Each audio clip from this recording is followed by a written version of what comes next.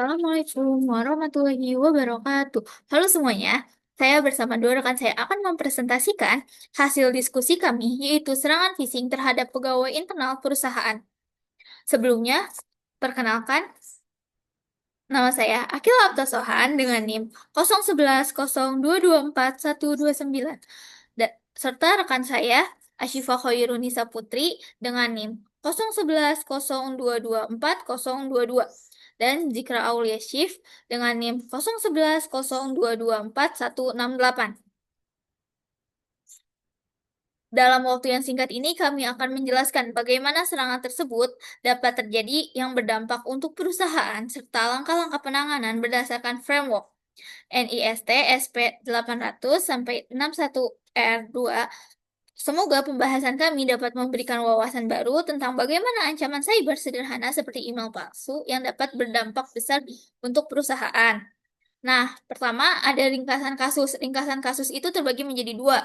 Yang pertama ada latar belakang organisasi dan kronologi insiden satu, yaitu perusahaan PT XYZ merupakan perusahaan teknologi yang menyediakan layanan keuangan digital.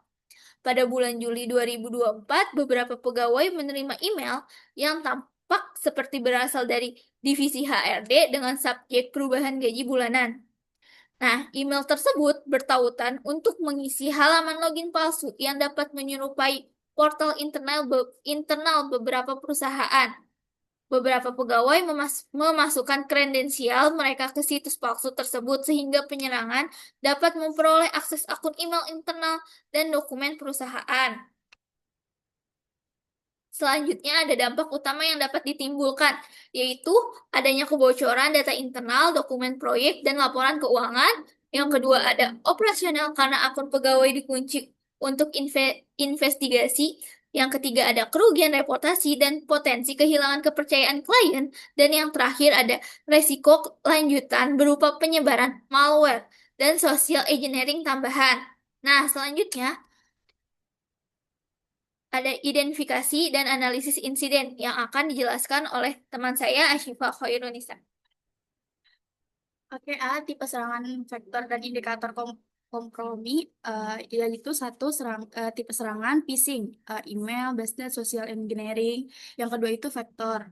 Ada email palsu dengan domain mirip contoh HRD dan lain-lain. Indikator kompromi itu domain tidak resmi, IP pengiriman dari luar negeri, IP pengiriman login login mencurigakan dari lokasi asing. Yang terakhir itu aktivitas email masa setelah login.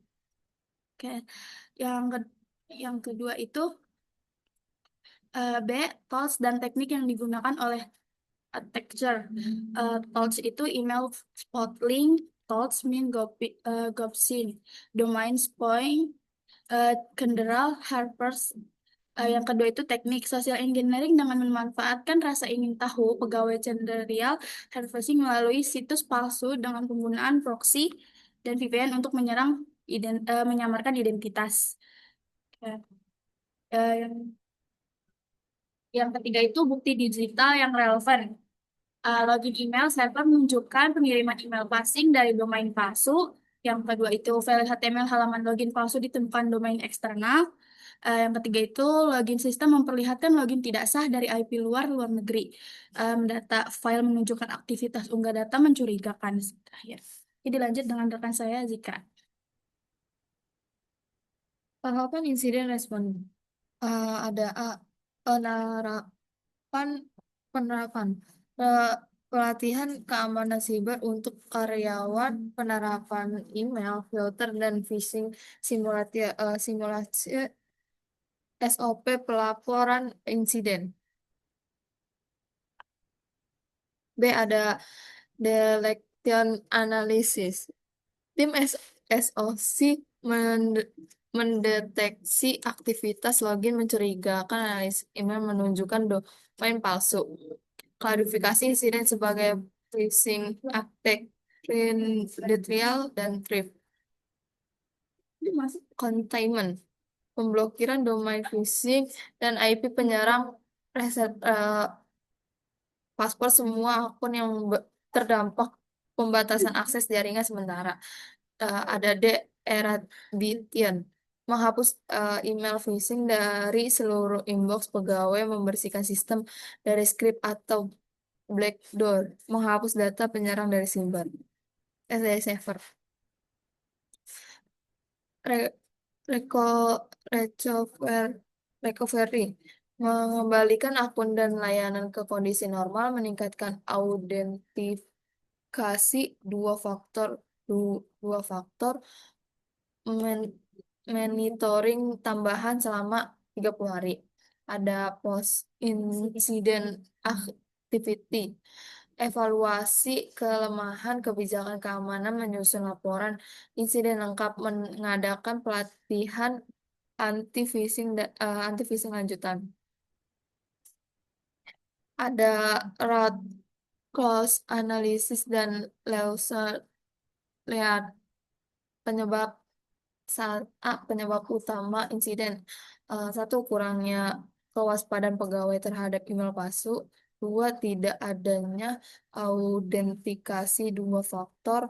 Tiga, sistem email belum memiliki filter deteksi domain palsu. Yang B, ada evaluasi efektivitas respon. Ada pertama, respon cepat oleh tim SOC berhasil menekan dampak. Kedua, ada namun deteksi awal masih bergantung pada lapor manual.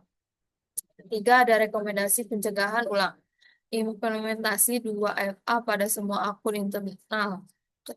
Kedua, ada pengguna domain basis manager authentication dan reporting dan conformity. Ada pelatihan rutin kesadaran keamanan, ada pengujian berkala dengan passing simulation test. Sini ada referensinya.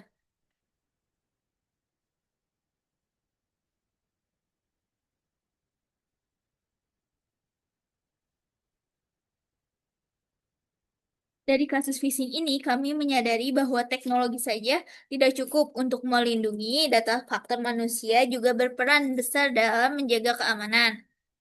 Karena itu, edukasi kewaspadaan dan kerjasama seluruh karyawan menjadi kunci utama dalam mencegahnya serangan serupa. Terima kasih atas perhatian dan waktunya. Semoga presentasi dari kami bisa memberikan manfaat dan inspirasi bagi kita semua untuk lebih berhati-hati di dunia digital. Terima kasih. Wassalamualaikum warahmatullahi wabarakatuh. Assalamualaikum warahmatullahi wabarakatuh.